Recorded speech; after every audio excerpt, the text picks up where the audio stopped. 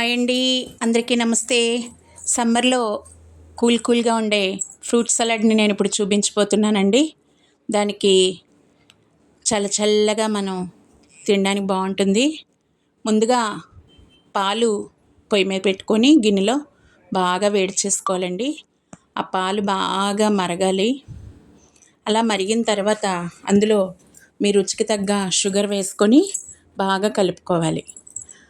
అలా కలుపుకుని బాగా మరిగిన పాలల్లో ఒక 2 చెంచాలు ఫ్రూట్ సలాడ్ కస్టర్డ్ పౌడర్ వేసి పాలల్లో బాగా కలిపి మనం మరగబెట్టుకున్న పాలల్లో బాగా కలుపుకోవాలి.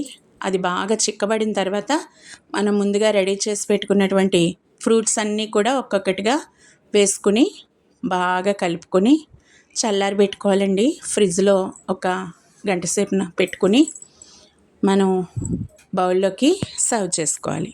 అంతే, ఎంతో చల్లగా ఉండే ఫ్రూట్ సలాడ్ రెడీ.